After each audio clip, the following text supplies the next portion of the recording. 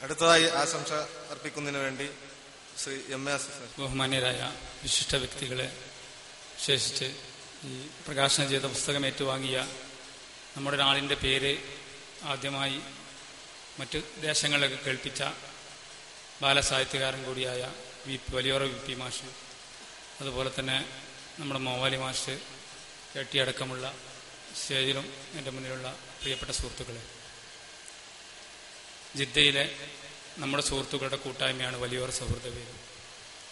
എനിക്കറിയാം, ഞാൻ ഒരുപാട് തവണ ജിദ്ദയിൽ പോകുന്നയാളാണ്. അവിടുത്തെ എല്ലാ കാര്യങ്ങളും വളരെ ആത്മാർത്ഥമായി പ്രവർത്തിക്കുന്ന നമ്മുടെ പ്രദേശത്തുകാരുടെ ഒരു കൂട്ടായ്മയാണിത്.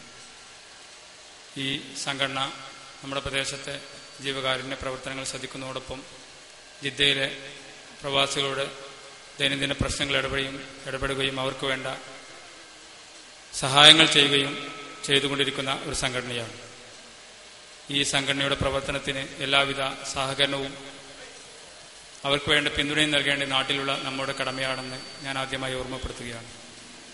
നമുക്കറിയാം, നമ്മുടെ നാട്ടിലെ ജനങ്ങൾ, ഞാൻ വിദേശ തൊഴിലെടുക്കുന്ന ആളുകളുമായി ബന്ധപ്പെട്ട് ജീവിക്കുന്ന ഒരു വ്യക്തിയാണ്. 10-25 വർഷക്കാലമായി ആ മേഖലയിൽ പ്രവർത്തിക്കുമ്പോൾ കഴിഞ്ഞ കുറേ കാലങ്ങളായി കണ്ടിരുന്നത് 15-16 വയസ്സായ കുട്ടികൾ SSLC വരെ പഠിച്ച്, അല്ലെങ്കിൽ 7ാം ക്ലാസ് 8ാം ക്ലാസ് വരെ പഠിച്ച്, എങ്ങനെയെങ്കിലും ഒരു 15 വയസ്സെങ്കിലും ആയാൽ ഹൈബ്രോ പെൻസിൽ കൊണ്ട് മീശ വരച്ച്, അന്നത്തെ കാലത്ത് മീശ വെക്കാനൊന്നും ഇന്ന് മീശ വേണമെങ്കിലും ടൈ വേണമെങ്കിലും സ്റ്റുഡിയോക്കാർ തന്നെ സ്വയം നിർമ്മിക്കും.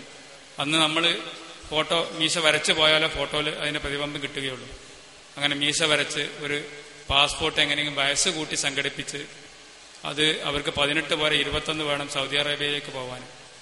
അപ്പോൾ 15-16 വയസ്സായ കുട്ടികൾ 21 വയസ്സ് ഉള്ള പാസ്പോർട്ട് വാങ്ങി തരപ്പെടുത്തി പോയവരാണ് നമ്മുടെ നാട്ടിൽ ഇന്ന് പച്ചപിടിച്ച ഗൾഫുകാരിൽ ഭൂരിഭാഗവും. അതല്ലാതെ കുറച്ചൊക്കെ പഠിച്ചു പോയവർ സൗരവേദിക്കൊക്കെ പ്രവർത്തിക്കാൻ തക്ക രീതിയിൽ അവർക്ക് അവിടെ സമയം കിട്ടുന്നുണ്ട്. അല്ലാത്തവർ അന്ന് മീശ വരച്ച് പോയ ആളുകൾ കൂടുതൽ ആളുകളും, ചിലരൊക്കെ ബിസിനസ് രംഗത്ത് ഉയർന്ന് നല്ല രീതിയിലെത്തിയിട്ടുണ്ടെങ്കിൽ ബാക്കിയുള്ള ആളുകളൊക്കെ അവരുടെ സമയത്തിൽ 18 മണിക്കൂറും ബൂഫിയകളിലോ ഹോട്ടലിന്റെ ബാക്കിലോ അല്ലെങ്കിൽ സൂപ്പർ മാർക്കറ്റിലോ പാടുപെടുന്നവരാണ്. അവർക്ക് ഒരു സൗഹൃദവേദിയിലും പങ്കെടുക്കാനുള്ള സമയം കിട്ടാറില്ല. നാട്ടിലേക്ക് പോരുവാൻ വേണ്ടി ലീവ് എടുക്കുമ്പോൾ അതിൽ 2 ദിവസമായിരിക്കും അവർക്ക് സൗഹൃദമുള്ളത്. അല്ലെങ്കിൽ പെരുന്നാളിന്റെ ഉച്ചവരെയോ പെരുന്നാളിന്റെ ഉച്ചയ്ക്ക് ശേഷമോ ആയിരിക്കും അവർക്ക് ലീവുള്ളത്. അതാണ് നമ്മുടെ നാട്ടിലെ കൂടുതൽ പ്രവാസികളുടെയും സ്ഥിതി. അതിൽ വിഭിന്നമായി ഒരു 5-10% ആളുകൾ ഓഫീസുകളിലൊക്കെ ജോലി ചെയ്യുന്ന ആളുകളുണ്ട്. അവർക്ക് പ്രവർത്തിക്കാനുള്ള സമയം കിട്ടാറുണ്ട്. ആ കിട്ടുന്നവർ കൂടുതൽ പ്രവർത്തിക്കുകയും അവർക്ക് കൂടുതൽ വേതനവും കിട്ടാറുണ്ട്. അവർക്കത് കൂടുതൽ പ്രവർത്തിക്കാൻ സമയമുണ്ട്. ആ സമയം അവർ വിനിയോഗിക്കുന്നു. അതാണ് ഈ സൗഹൃദവേദിയുടെ വളർച്ച. അതിനുവേണ്ടി പ്രവർത്തിക്കുന്ന മുഴുവൻ ആളുകളെയും ഞാൻ അഭിനന്ദിക്കുകയാണ്. ഇന്ന് നമ്മുടെ നാട്ടിലെ ജനങ്ങൾക്ക് കുറേയൊക്കെ ബോധം വന്നിട്ടുണ്ട് എന്ന് പറയാതിരിക്കാൻ വയ്യ. ഇന്ന് ആളുകൾ ഒരു +2 വരെയെങ്കിലും കുട്ടികളെ പഠിപ്പിക്കാൻ ഉദ്ദേശിക്കുന്നുണ്ട്.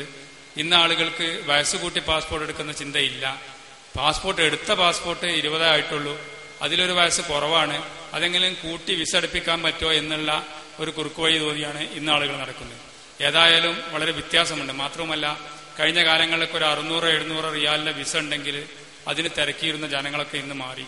നമ്മുടെ നാട് പുരോഗമിച്ചതുകൊണ്ടാവാം ഇന്ന് 1200 റിയാലിനൊരു വിസ കിട്ടാനുണ്ട്.